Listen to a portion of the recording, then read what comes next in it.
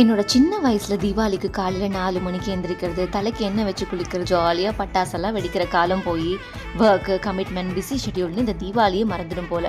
But அப்போ இருந்து இப்போ வரைக்கும் மாறாத ஒரு விஷயம் சென்னை சில்க்ஸில் வாங்குகிற ட்ரெஸ்ஸு தான்.